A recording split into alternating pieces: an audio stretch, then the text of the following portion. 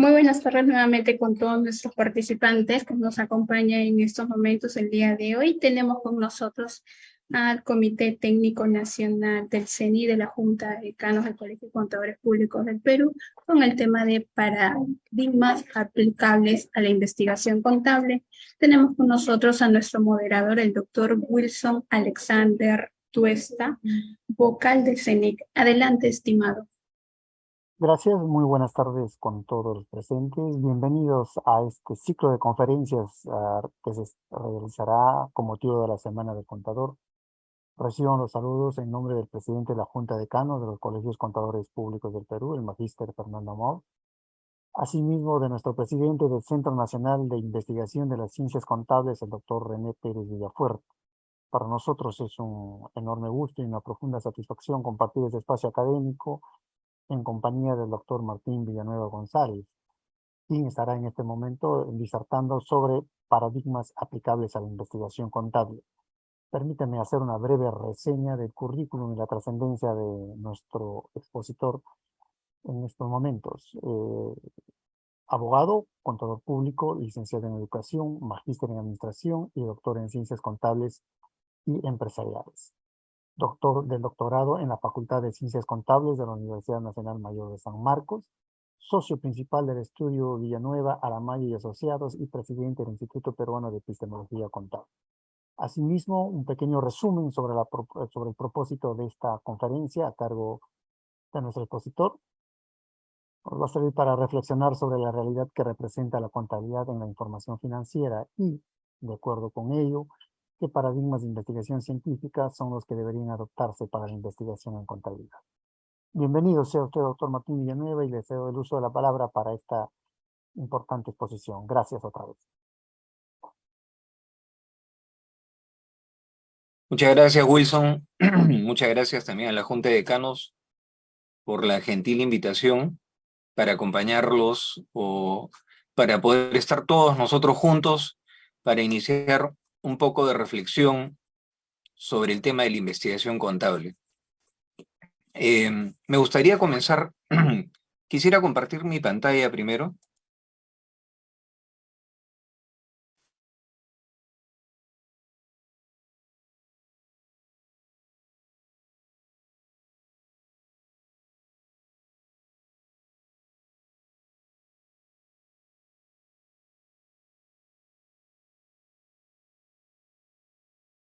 ¿Me confirman si se ve, por favor? Sí se puede ver, mi estimado. Muchas gracias. Bien. Entonces, dado que vamos a hablar de investigación contable y en el entendido que nuestra disciplina tiene un componente científico, particularmente creo que ya en anteriores presentaciones me he atrevido a calificar a la contabilidad como una tecnología social, y dado que es una tecnología, tiene un componente dentro de su campo de conocimiento, un componente de conocimiento estrictamente científico, aparte del conocimiento y los procedimientos de carácter técnico que indudablemente conforman nuestra disciplina contable, ¿no? Entonces, dado ese carácter científico, esa naturaleza científica de una parte del conocimiento contable, yo quisiera iniciar esta reflexión, esta conversación con ustedes, eh, preguntándonos primero y tratando de dar respuesta a qué es esa cosa llamada, a la que llamamos ciencia. Cuando hablamos de ciencia, podemos conceptualizarla probablemente desde varias perspectivas, pero esencialmente desde dos perspectivas diferentes. Desde una primera perspectiva o un punto de vista primero, la ciencia puede ser definida como un conjunto de conocimientos racionales, ciertos, verificables, que son obtenidos de manera metódica y sistemática.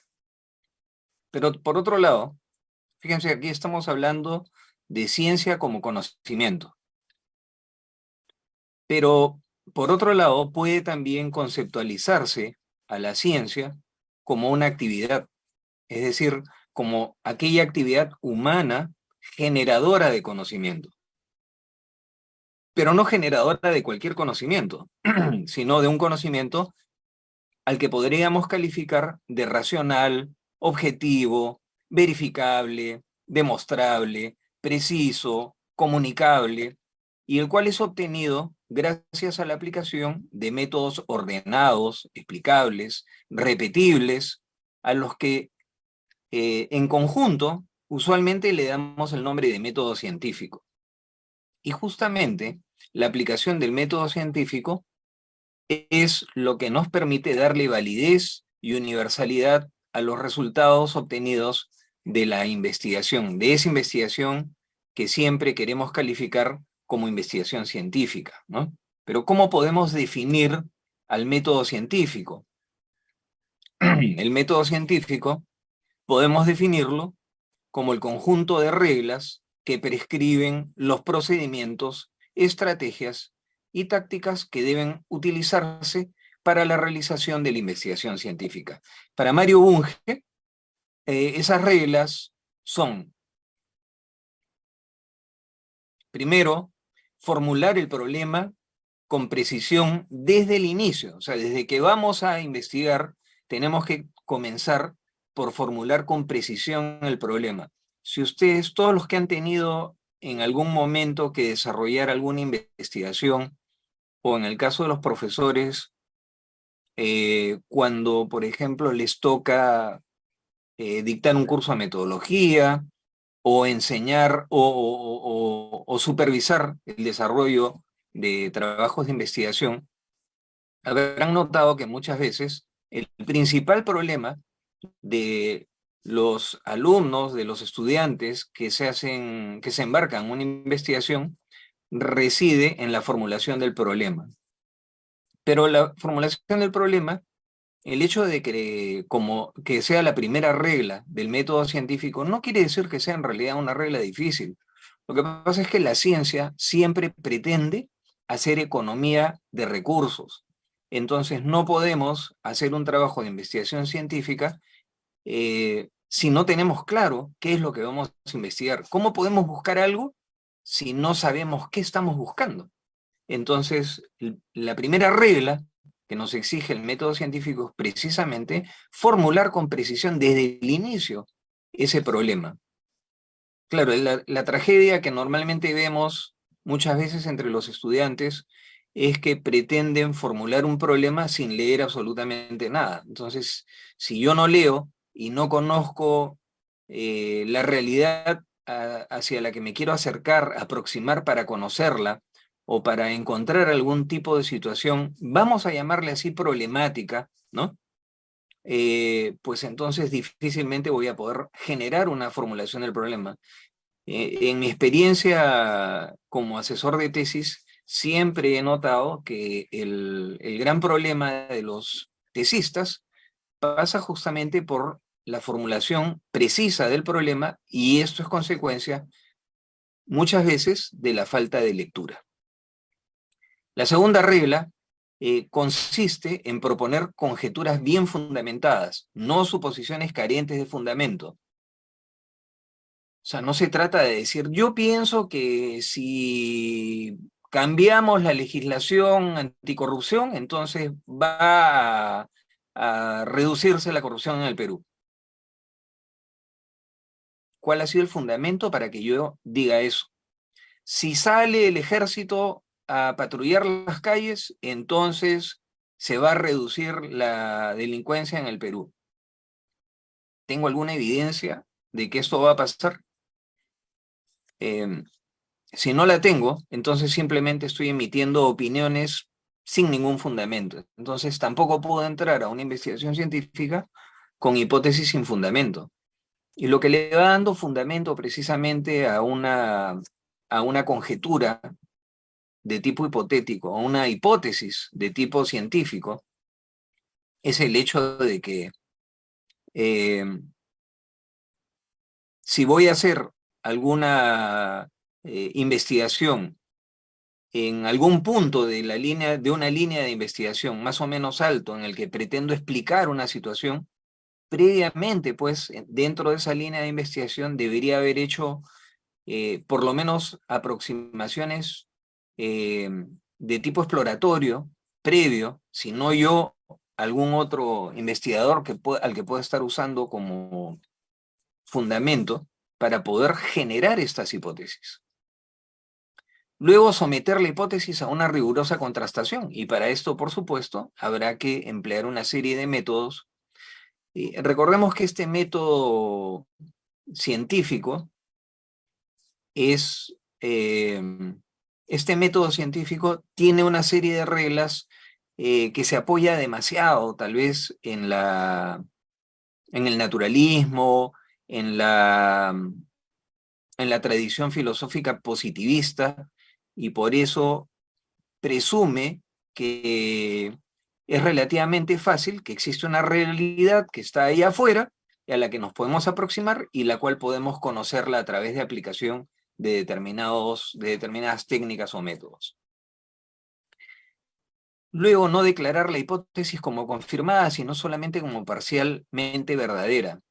Y esto, como vamos a ver a lo largo de la exposición, lo que pasa es que si usamos un método inductivo en el que vamos a recoger datos de la realidad, pero que lógicamente no es toda la realidad, sino que vamos a extraer seguramente de una población determinada, vamos a extraer una muestra, entonces tendremos que pronunciarnos primeramente en función de la muestra. Si bien vamos a hacer una generalización con respecto a toda la población, lo que nosotros hemos corroborado es que nuestra hipótesis se cumple para la muestra. En consecuencia, no sabemos. Si yo digo todos los cuervos son negros y selecciono una muestra tomada que digamos que es representativa, la he tomado con el debido cuidado, y entonces podría decir que es representativa de esa población de cuervos, pues esa hipótesis podría no ser confirmada si es que lográramos juntar a todos los cuervos del mundo y entre ellos encontráramos alguno que no es negro. Entonces, es por esto que solamente deberíamos de pensar que nuestras hipótesis están parcialmente corroboradas o son parcialmente verdaderas. Finalmente, debemos analizar críticamente por qué nuestra conclusión es como es y no es otra. Entonces, estas son las reglas que, según Mario Bunge, nos impone el método científico para poder realizar una investigación que pueda ser calificada como investigación científica. Por supuesto que estas reglas no son perfectas, ni puede afirmarse que el método científico tenga una única definición, ni un solo orden o estructura. Frente a esto, frente a ese hecho, a esa limitación que puede tener el método científico, la ciencia cuenta con el apoyo de la epistemología. Esa epistemología, Bunge la define como la rama de la filosofía que estudia la investigación científica y su producto, que es el conocimiento científico. No voy a entrar acá a la discusión de si epistemología es teoría del conocimiento o es sinónimo de nociología, y que en realidad de lo que estamos hablando acá es de filosofía de la ciencia. Yo he estudiado filosofía de la ciencia y pacíficamente dentro de nuestros estudios hemos podido comprobar que efectivamente, sobre todo dentro de la filosofía, dentro de los filósofos de la ciencia de habla española, se usa de manera intercambiable los términos de epistemología y filosofía de la ciencia. Pero vamos al fondo. ¿Qué es la epistemología? ¿Qué permite la epistemología?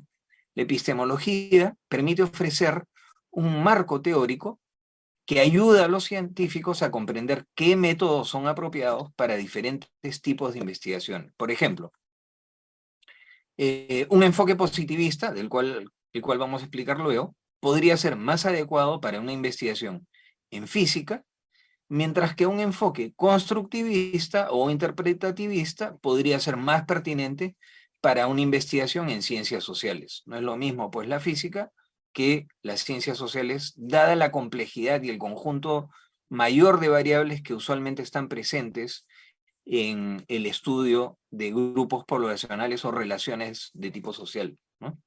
Además, la epistemología ayuda a los investigadores a ser conscientes de sus propias suposiciones y sesgos, lo cual es crucial para la integridad científica. Entonces, ¿qué preguntas son las que son abordadas por la epistemología?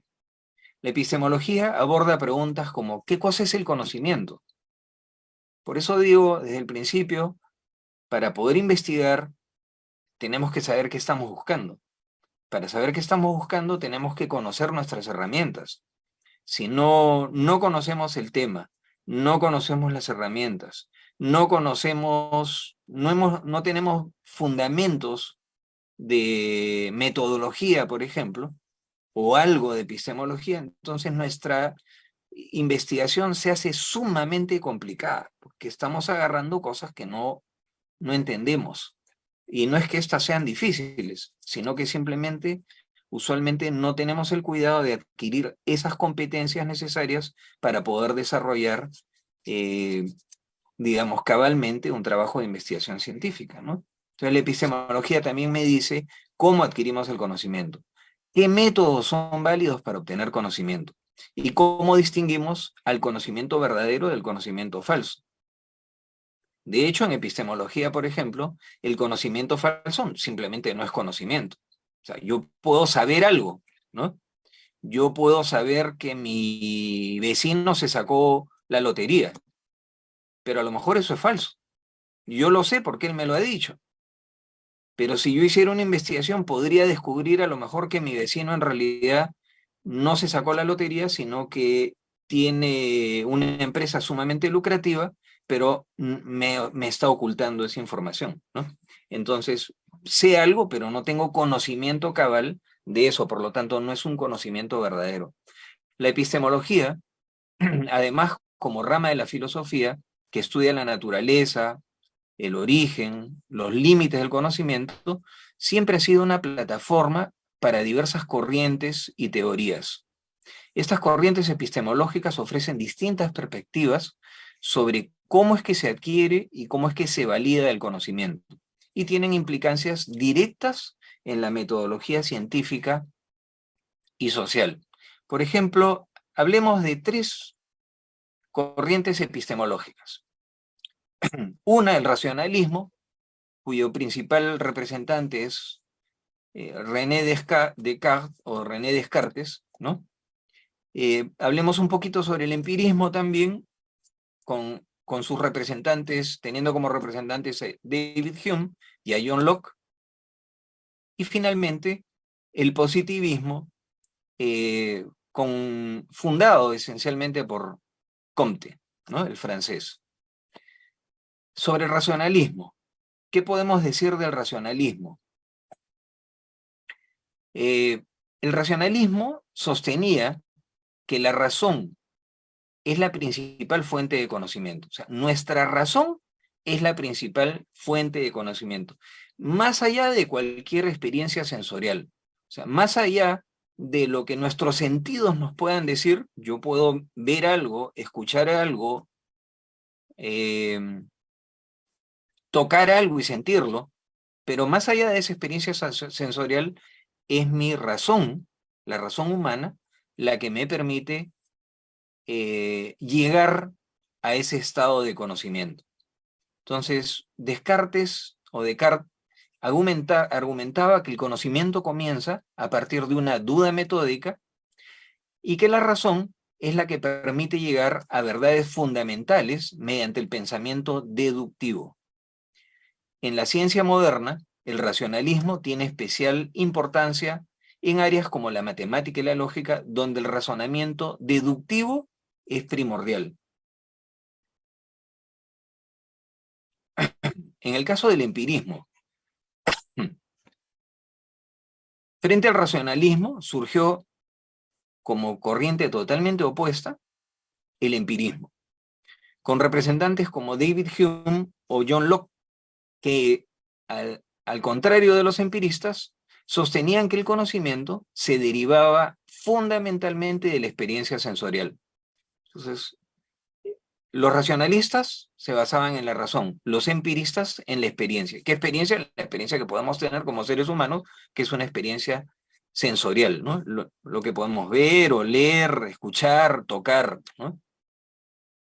Este empirismo ha sido especialmente utilizado en las ciencias naturales, como la biología y la química, donde la observación y la experimentación son primordiales, son fundamentales, ¿no? Como consecuencia del empirismo se desarrolla el método inductivo, método que propone que la generalización de observaciones particulares puede llevar a leyes o teorías más amplias. Es decir, se trata de un proceso de razonamiento que parte de casos específicos para llegar a generalizaciones más amplias.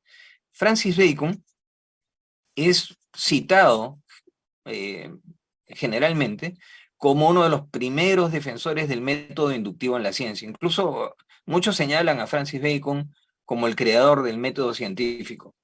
Aunque si nosotros repasamos un poco de historia de la filosofía y la ciencia, vamos a ir encontrando que ya desde antes han habido filósofos que sostenían también que era a través de la experiencia, ¿no? A través de la corroboración experimental que podía encontrarse el conocimiento, de manera que, digamos, ya existía de alguna manera ese método científico, solamente que no tenía esa calificación, ese nombre. Bacon argumentaba que un enfoque sistemático de observación y experimentación podría llevar al descubrimiento de leyes naturales. En las ciencias naturales como la biología, la física, la inducción se utiliza para formular teorías basadas en observaciones y experimentos repetibles. Por ejemplo, la ley de la gravitación universal de Newton se deriva de múltiples observaciones y mediciones de objetos en movimiento. En las ciencias sociales, el método inductivo se emplea en estudios de caso, en encuestas, en observaciones para construir teorías o marcos explicativos.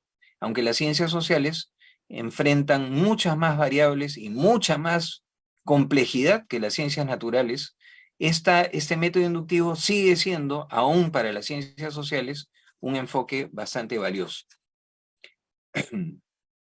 Finalmente llegamos al positivismo. El positivismo sostiene que el único conocimiento auténtico es el que proviene de la observación positiva de los fenómenos. Este enfoque ha sido especialmente influyente en las ciencias sociales, aunque ha sido criticado por su rechazo a la metafísica y por su insistencia por su creencia en la existencia de una verdad única, de una verdad científica única. Es un poco como hablar de una verdad absoluta, ¿no? La verdad es una, cuando la verdad para la ciencia no es una. Incluso la verdad en la ciencia es de carácter provisional, ¿no? Posteriormente surge el pospositivismo, ya representado por filósofos del siglo XX como Karl Popper, Thomas Kuhn, quienes reconocen las limitaciones del positivismo, incluida la idea de que el método científico no es pues infalible, ni es el único camino que nos puede conducir al conocimiento. El pospositivismo es más inclusivo respecto a los métodos y las formas de conocimiento, y ha tenido un impacto significativo en las ciencias sociales y la filosofía de la ciencia. El positivismo recurrió justamente al método deductivo, pero combinado con el método inductivo, dando lugar a lo que se ha llamado el método hipotético deductivo. Este método hipotético deductivo es un enfoque que combina elementos tanto de la inducción como de la deducción. Ofrece un marco para la producción de conocimiento que se basa tanto en la verificación empírica como en la coherencia lógica. La deducción siempre es coherencia lógica.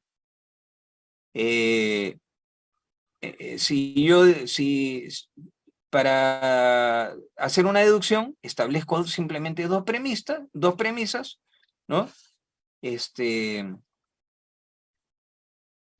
Por ejemplo, puedo decir Premisa 1, todos los hombres son mortales. Premisa 2, Sócrates es un hombre, y la deducción es que Sócrates es mortal, debido a que es consecuencia lógica de lo que he señalado previamente como premisas, ¿no? En cambio, la inducción me conduce necesariamente a una corroboración previa. Yo tengo que observar algo y a partir de una observación digo, hago una afirmación con respecto a ese ente que ha sido observado, ¿no? El método hipotético deductivo lo que hace es establecer, se observa, digamos, mediante inducción, se hace alguna observación, veo un cuervo, 2 cuervos, 3 cuervos, 4 cuervos, y a partir de ahí hago una deducción y digo, todos los cuervos son negros. Y ahí tengo una hipótesis formulada a partir de un método hipotético deductivo, que es lo que usualmente empleamos en los trabajos de investigación, especialmente cuando nos guiamos bajo un paradigma positivista, ¿no?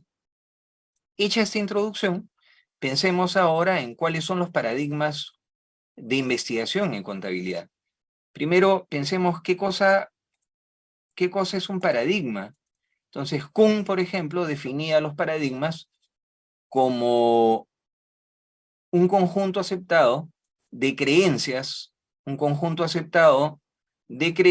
y prácticas que establecen las reglas para la comunidad científica, ¿no? Entonces, lo que hace en esencia un paradigma es guiar a los investigadores sobre cómo es que tienen que actuar con respecto a la recolección de información, al análisis de la información y a la interpretación de los datos. Entonces, esa es un poco la visión de los paradigmas, ¿no? Estos paradigmas tienen 4 aspectos fundamentales que están señalados ahí en la diapositiva, ¿no?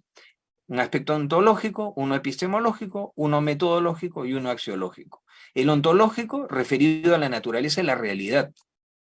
¿Cuál es la realidad que yo estoy investigando? Esa realidad es única, tangible, medible, múltiple, interpretable, construida por los individuos involucrados. ¿De dónde salió esa realidad? Por ejemplo, si yo quiero investigar sobre la realidad financiera, la situación financiera de una empresa, esa es una realidad, vamos a decir, que está ahí afuera, es una realidad de tipo natural, así como es lo mismo observar una situación financiera de una empresa que observar, por ejemplo, un planeta, o ver las fases de la luna, o tratar de definir, sacar alguna conclusión con respecto a un grupo de animales que viven en una determinada zona geográfica. Obviamente es distinto, ¿no? Entonces, ese aspecto ontológico justamente está referido a de qué se trata esa realidad, ¿no? ¿Qué es esa realidad? El aspecto epistemológico del paradigma más bien tiene que ver con la relación entre el investigador y el objeto de investigación. Es decir, cómo el investigador va a conocer la realidad. ¿Cómo es que puede el investigador determinar qué es lo que se conoce?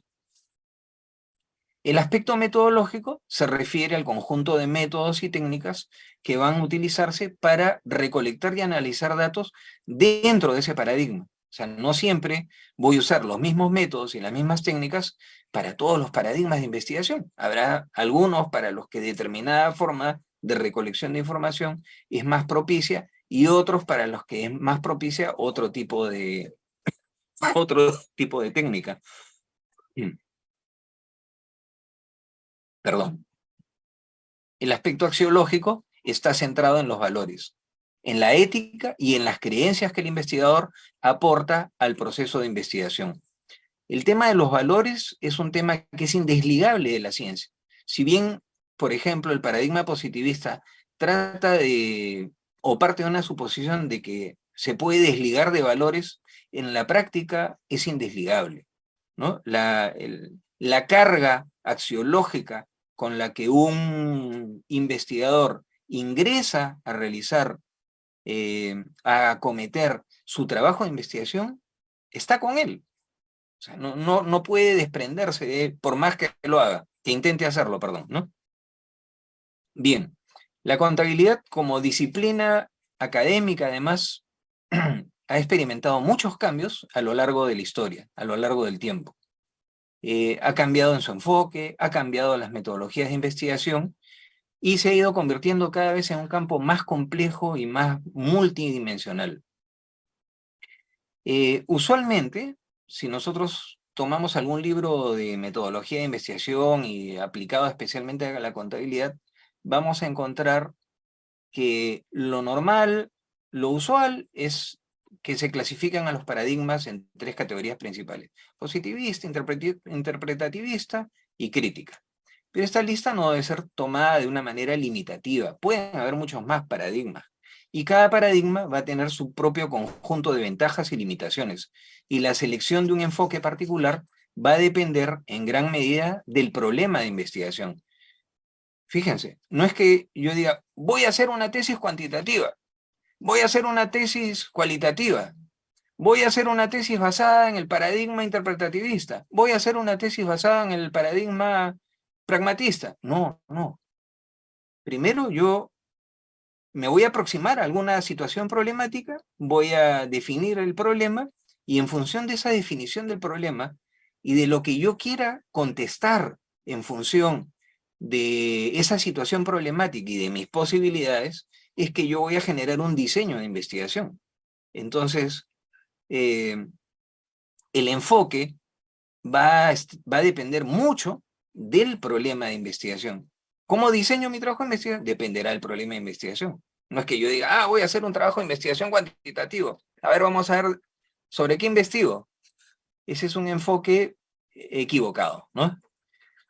Lo que es claro es que un enfoque multidisciplinario que incorpore elementos de los paradigmas positivista, interpretativo y crítico podría ofrecer conocimientos más generales, más globales, más holísticos, tanto para la práctica como para la teoría contable. Los paradigmas de investigación en la contabilidad no son mutuamente excluyentes. Muchas veces se superponen y se complementan entre sí.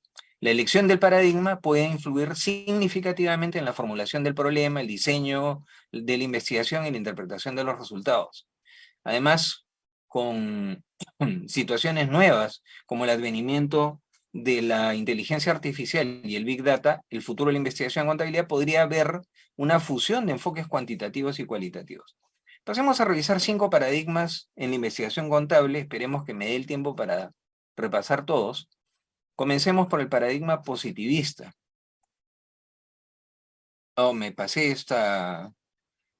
esta diapositiva, pero bueno, esto ya lo expliqué. Vamos a revisar estos 5 paradigmas si es que me alcanza el tiempo.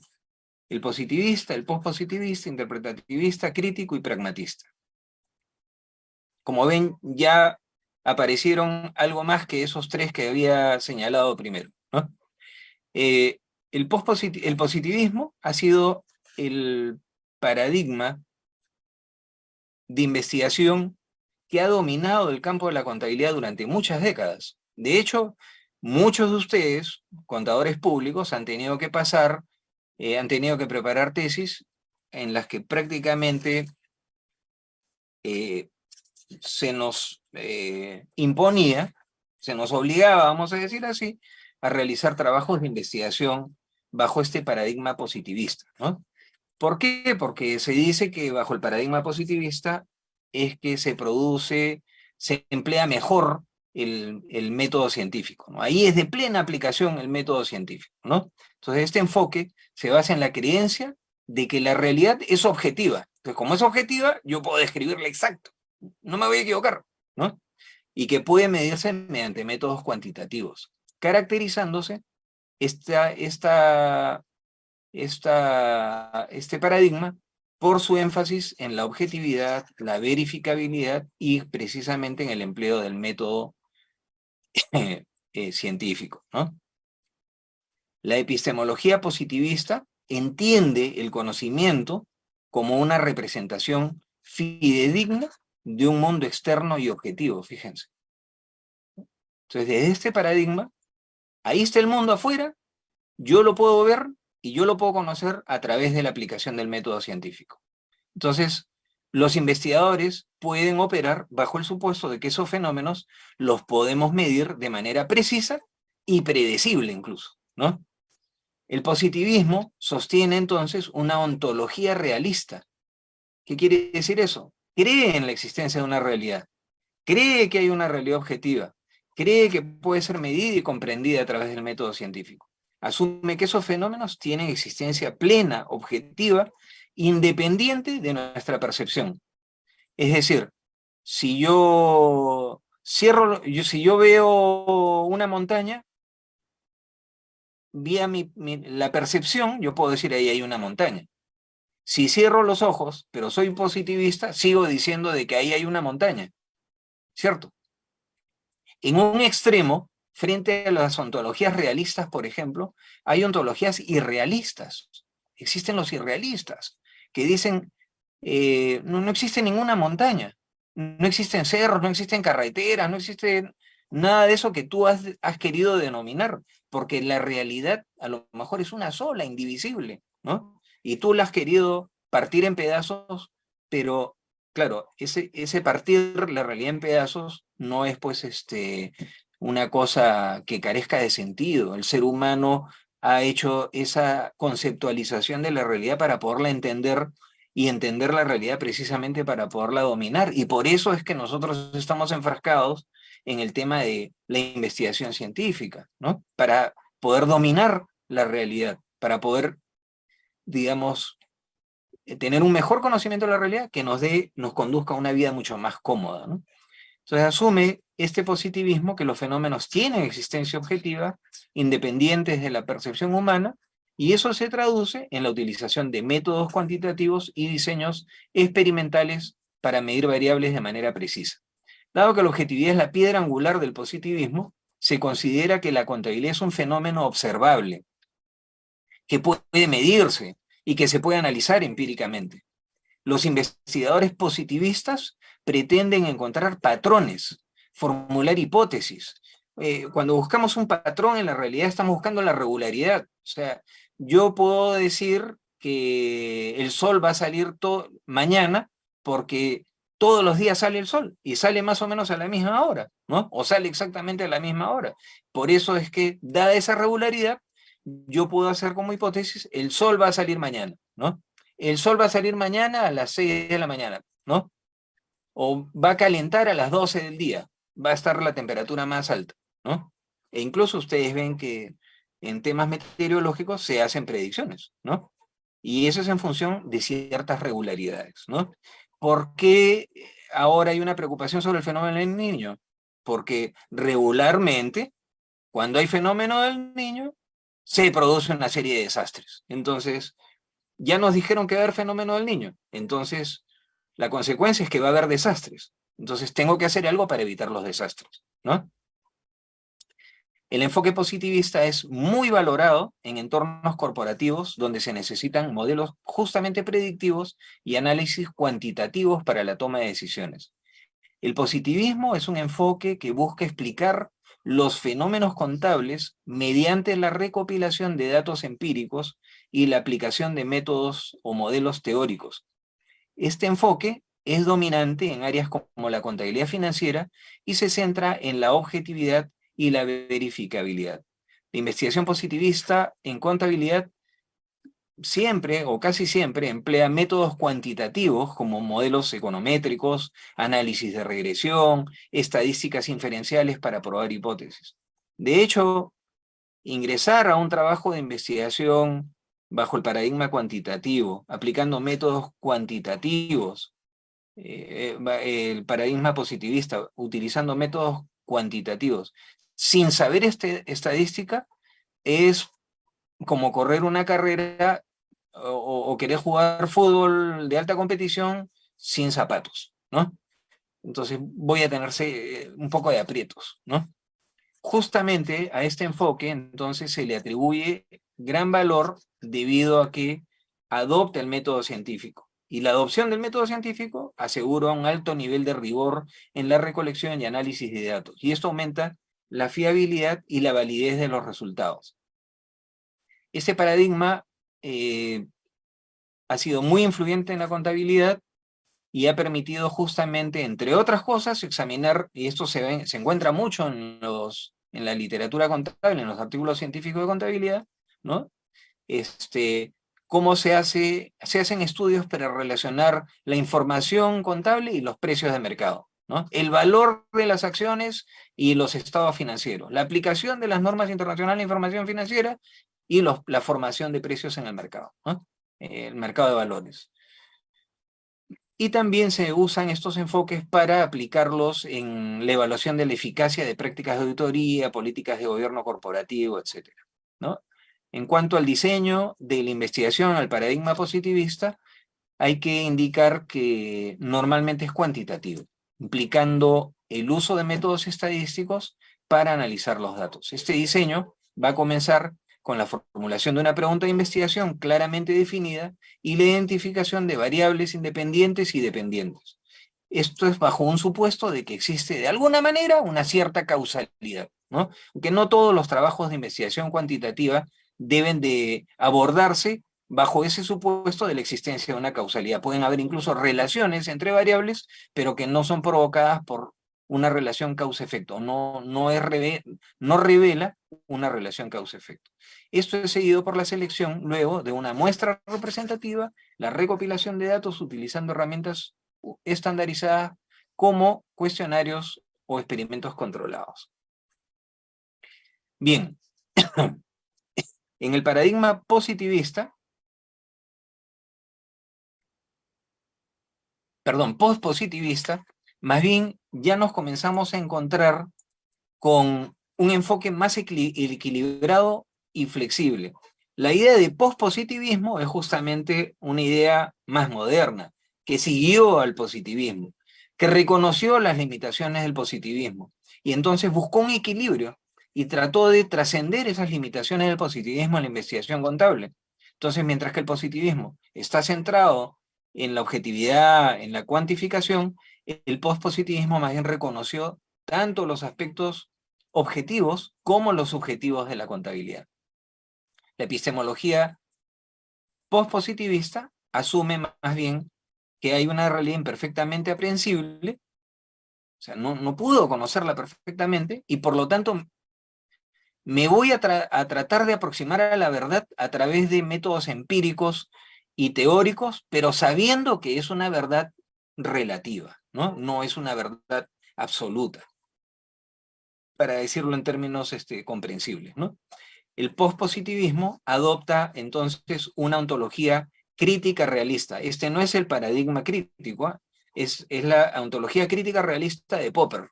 Es decir, es un realismo, pero sujeto a mucha crítica, a mucha reflexión.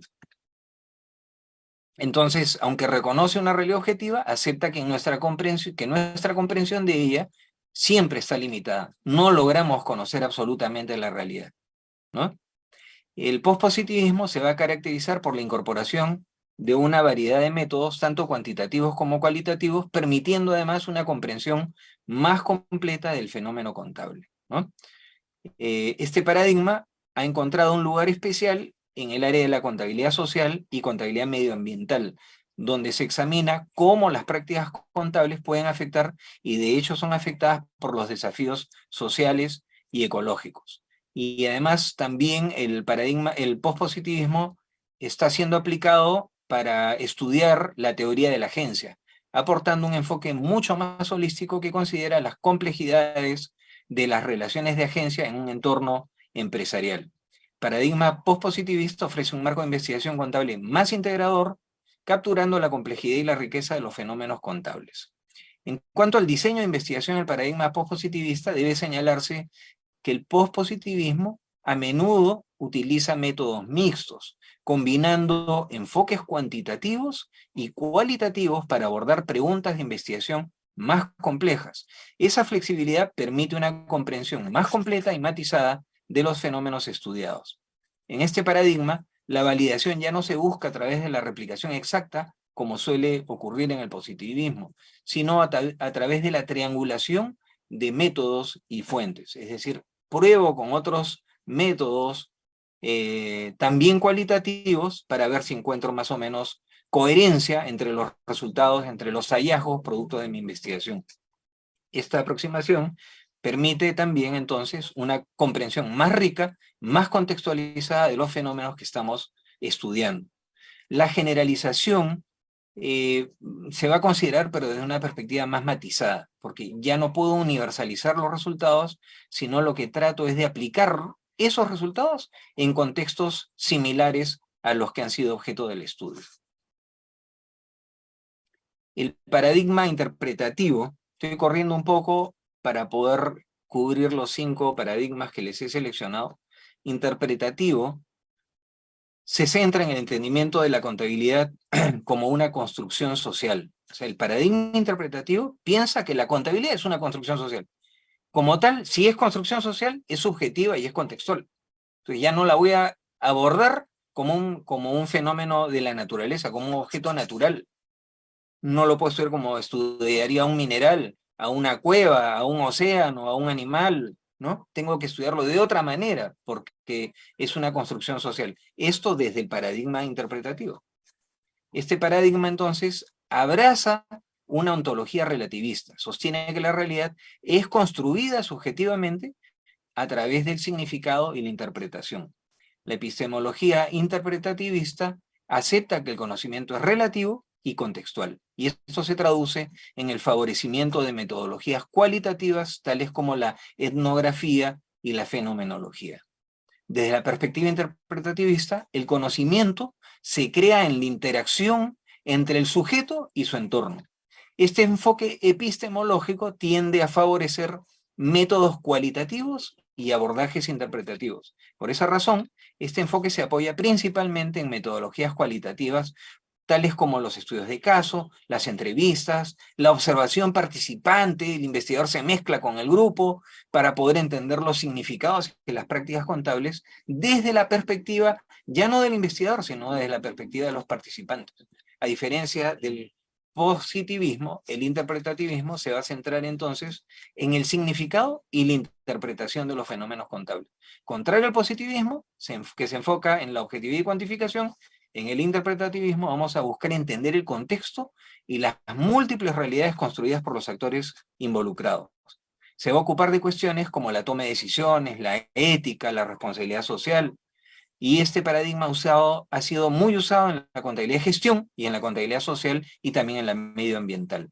Sostiene este paradigma que las prácticas contables no pueden entenderse plenamente sin un conocimiento profundo del contexto en el que ocurren. Esto incluye las estructuras organizacionales, la cultura corporativa y los sistemas socioeconómicos más amplios. A diferencia del enfoque positivista que busca la generalización, el interpretativismo acepta y valora la subjetividad y las múltiples perspectivas en su análisis. Es entonces este paradigma relevante en la contabilidad gerencial, donde los procesos de toma de decisiones son muchas veces ambiguos y dependen del juicio humano. Los estudios interpretativistas pueden explorar cómo es que los gerentes usan la información contable en la toma de decisiones. Y este paradigma también ha ganado mucha aceptación en la contabilidad social y medioambiental, proporcionando entendimiento sobre cómo es que las organizaciones abordan y comunican su impacto social y ambiental. Sin embargo, como nada es perfecto, también ha sido criticado por su falta de rigor, ya que no emplea el método científico, y su incapacidad para producir resultados generalizables, lo que no disminuye la calidad del trabajo, por supuesto, ¿no? Sin embargo, hemos estado mal acostumbrados a entender que lo que se ha hecho sin la aplicación de ese método científico señalado por Bunge en su libro de epistemología o su libro de la investigación científica, no es investigación científica, y ese es un grave error, ¿no? En cuanto a los diseños de investigación de este paradigma, podemos encontrar métodos como los estudios de caso, la etnografía, la integración-acción, perdón, no había cambiado la diapositiva, ¿no? Y desde el punto de vista ético o axiológico, este paradigma reconoce que hay una implicancia de comprensión profunda de los individuos, de las comunidades en las que realiza sus estudios, y por lo tanto hay cuestiones éticas importantes como el consentimiento informado y la confidencialidad que deben merecer especial atención bajo este paradigma. El paradigma crítico, en cambio, se centra en la naturaleza política y social de la contabilidad, cuestiona estructuras de poder y desigualdades que pueden subyacer en las prácticas contables. Estructuras de poder, ojo. En la epistemología crítica, el conocimiento se considera como un constructo social. Hasta ahí, aparentemente, no habría diferencia con el interpretativismo. Pero dice la epistemología crítica que ese constructo social no hace sino reflejar relaciones de poder. Entonces se adoptan métodos interdisciplinarios y un enfoque más reflexivo. Su ontología guía a los investigadores a cuestionar las estructuras y sistemas sociales existentes, con frecuencia usando enfoques interdisciplinarios y métodos cualitativos. La teoría crítica se centra en cuestionar y desafiar las prácticas y normas contables que se dan por sentado, examinando cómo pueden contribuir a la desigualdad, a la marginación, a la explotación, sea de empresas, grupos, stakeholders, stockholders, etcétera, etcétera, etcétera, a todos los agentes económicos que están involucrados en el manejo empresarial, e incluso las sociedades, ¿no?, en las cuales estas empresas desarrollan sus actividades. Es decir, el objetivo, bajo este paradigma, es identificar y transformar relaciones de poder y los sistemas de dominación en el campo de la contabilidad. La teoría crítica ofrece un enfoque más reflexivo, cuestionando las normas y prácticas contables existentes, su impacto en la sociedad. Aborda temas como la desigualdad, la dominación, el poder, y se ha usado mucho para examinar cómo las prácticas contables pueden perpetuar ciertas desigualdades de género, raciales, socioeconómicas. En cuanto al diseño de investigación en el paradigma crítico, debe señalarse que la epistemología de la teoría crítica es eminentemente dialéctica, combinando tanto enfoques objetivos como subjetivos. Y esa combinación no solo permite analizar situaciones sociales, sino también permite fomentar el cambio. Hay que recordar que ontológicamente este paradigma parte de aceptar que la realidad está construida socialmente, y que está sujeta a transformaciones constantes. Y este método no es un método pasivo de observación, porque su fin último trata de generar esas transformaciones sociales, ¿no? Destinado justamente a aportar, a disminuir o a mitigar o a desaparecer las desigualdades sociales, ¿no? ¿Qué métodos de investigación recurre? La investigación participación-acción, la investigación feminista, los estudios críticos de raza, entre otros, ¿no? Finalmente, el paradigma pragmatista. El pragmatismo más bien busca aplicar métodos diversos y teorías diversas para resolver problemas concretos en la contabilidad.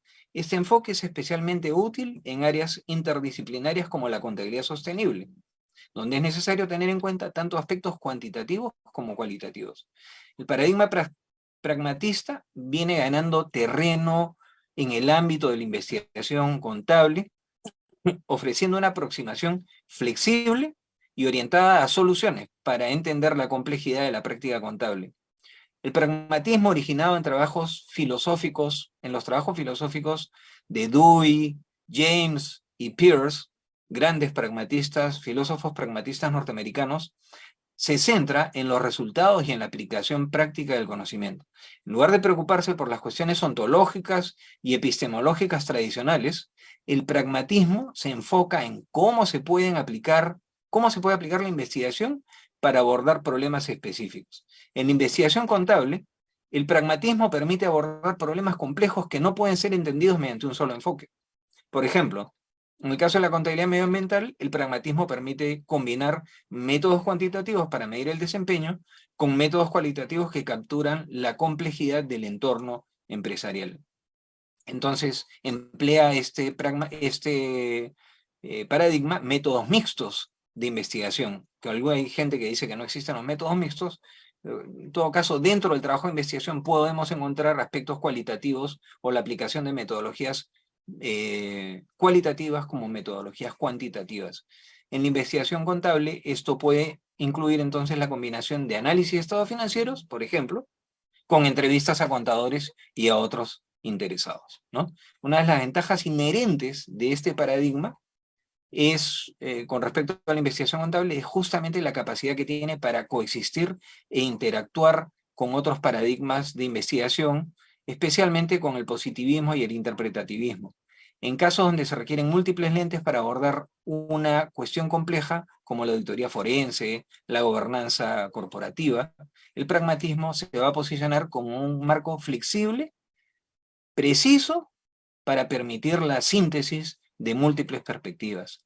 El paradigma pragmatista también ofrece un marco para explorar las implicaciones éticas y sociales de la contabilidad, al centrarse en soluciones prácticas a problemas complejos. Eso es lo que le preocupa finalmente al pragmatismo, ¿no? Resolver problemas, y resolver problemas concretos. Los investigadores se centran entonces en soluciones a prácticas a problemas complejos, y pueden abordar cuestiones éticas como la transparencia, la responsabilidad, de manera más efectiva, ¿no?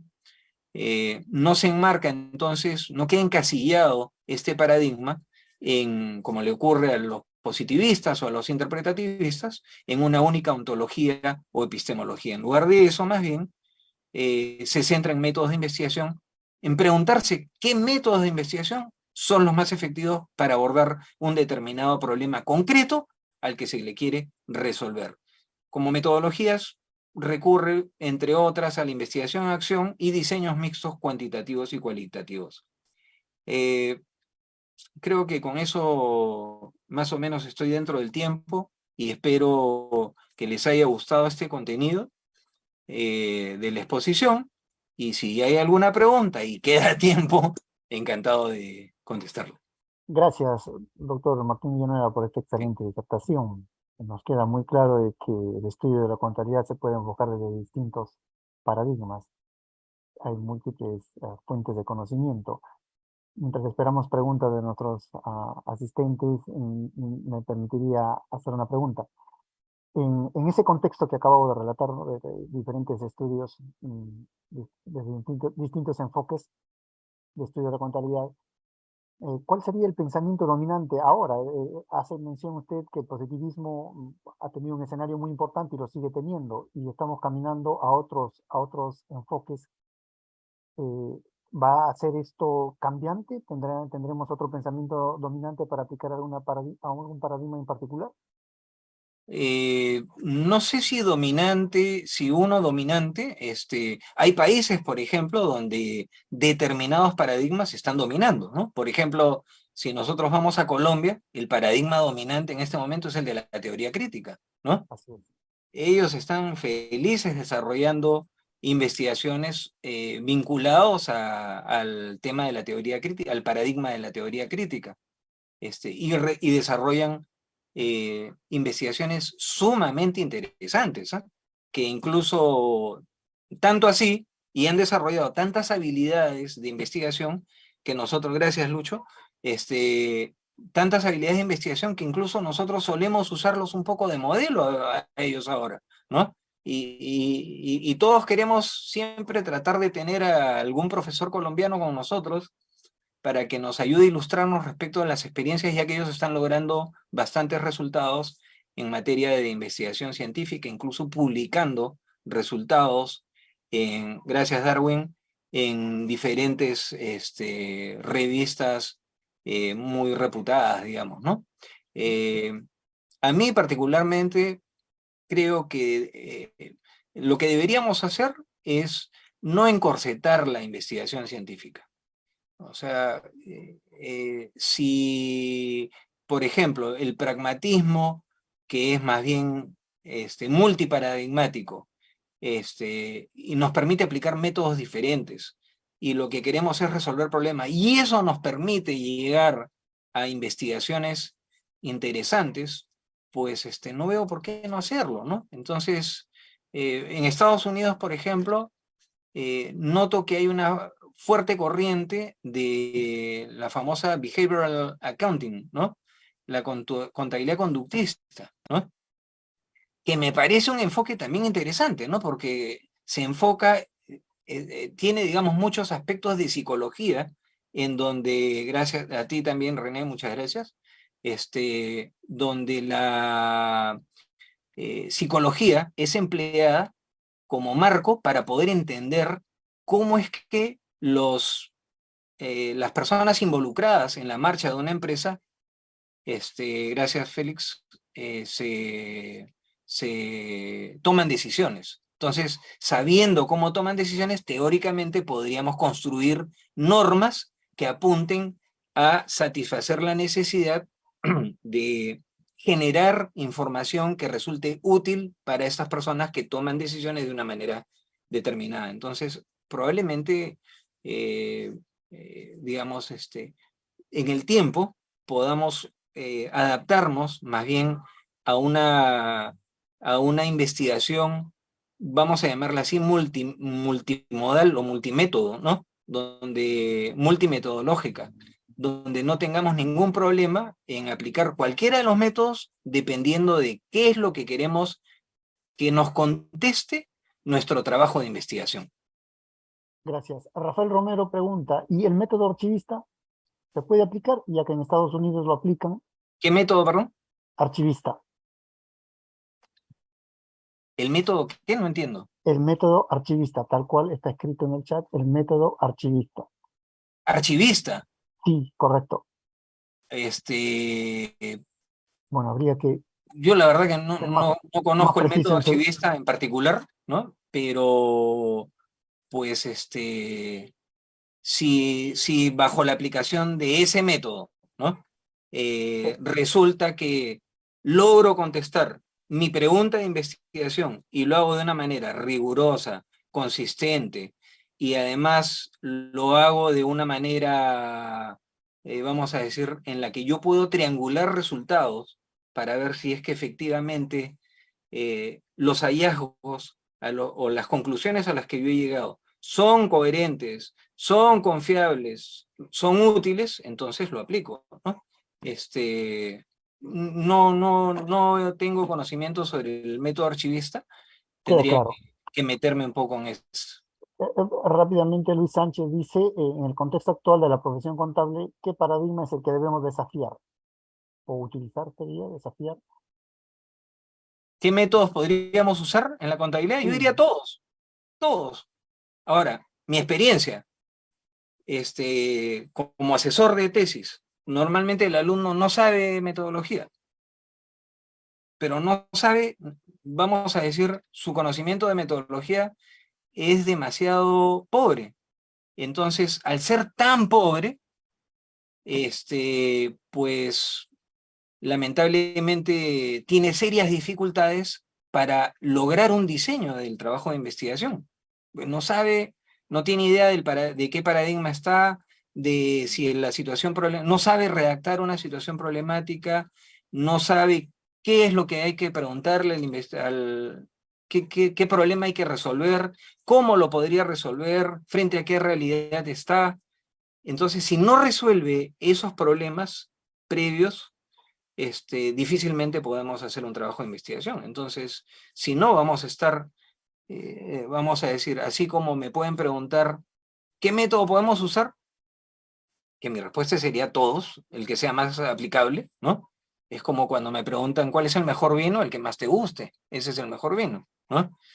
¿Cuál es el mejor método? El que más se ajuste al objetivo de tu investigación, a lo que tú quieres preguntar y obtener de ese trabajo de investigación, ¿no? Excelente. Para ir terminando, Darwin de Partida pregunta, ¿qué tipo de conocimiento genera la contabilidad? ¿Qué tipo de conocimiento? En estricto, ese es un conocimiento proposicional. Es como, por ejemplo, ¿no? Es un conocimiento casi de orden histórico, son descripciones de realidades, ¿no? Pero de carácter histórico, ¿no? Entonces, porque, por ejemplo, si yo digo, la situación financiera de la empresa el 31 de diciembre era tal, ¿no? Pero lo estoy diciendo el 4 de septiembre. Entonces, ni siquiera puedo salir a mirar si es que efectivamente, esa es la situación financiera de la empresa. Además, podría haber desaparecido la empresa, ¿no? para el 4 de septiembre, ¿no? ¿Cómo sé que Cristóbal Colón descubrió América? Porque alguien me lo ha dicho, ¿no? ¿No? Me voy a meter, Juan Valdés, a ese método archivístico que me parece en algún momento haber leído sobre ese, pero no debo haberle dado la importancia del caso. Y la última, ¿cuál es la diferencia medular entre un estudio relacional y causal? El causal, ya implica de alguna manera una explicación. En el relacional, yo no estoy necesariamente estableciendo o tratando de indagar respecto a una relación causa-efecto, ¿no? Entonces, por ejemplo, yo podría establecer una relación entre ingreso familiar y PBI, crecimiento del PBI, pero no necesariamente dentro de un grupo estudiado puede ocurrir que efectivamente el crecimiento del PBI, del Producto Bruto Interno del país, tenga que ver con sea el causante, ¿no? Sea exactamente la causa de ese incremento del ingreso familiar, ¿no? No necesariamente. O sea, probablemente, si yo aumento las inversiones, o como que diga, por ejemplo, ¿no? Si aumento la inversión extranjera, entonces voy a tener más capitales, se va a mover más la economía, va a crecer el Producto Bruto Interno y por lo tanto va a crecer el ingreso de las familias. ¿Lo podemos aceptar? No necesariamente es no necesariamente es una relación de causa-efecto, ¿no? Entonces, habría que tener cuidado al momento de diseñar nuestro trabajo de investigación si lo que queremos es establecer relaciones causa-efecto o es solamente estudios de carácter relacional, ¿no? Gracias. Y Juan Valdés, hablando del método archivístico, escribe líneas abajo, implica el Sí, conocimiento global de la sí, institución generadora, algo sí, así. justo le contesté hace un ratito Sí, diciéndole que me comprometo con él a meterme a revisarlo y me puede escribir para discutir al respecto. muy bien. Florencia Aiquipa también creo que ha preguntado eso. ¿Cuál es el método más acertado en una auditoría? La auditoría trata más o menos de ser medio positivista, ¿no? Entonces, lo que usa en una auditoría es una especie de remedio del método científico, ¿no? Pero lamentablemente ya no tenemos tiempo para explicar por qué hablo de un remedio, ¿no?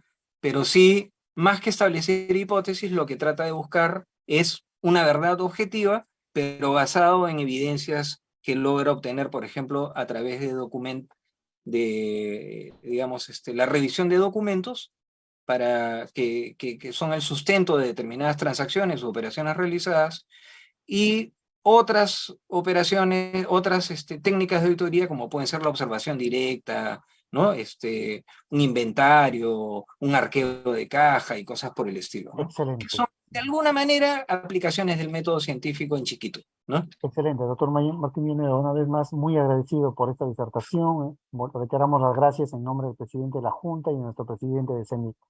Dado el tiempo debemos de cerrar, damos pase a nuestros anfitrión. Un saludo a todos y cada uno de ustedes. Gracias por acompañarnos. Buenas tardes. Gracias. Encantado, muchísimas gracias por la invitación y bueno, a disposición para cuando ustedes quieran. Gracias. Gracias.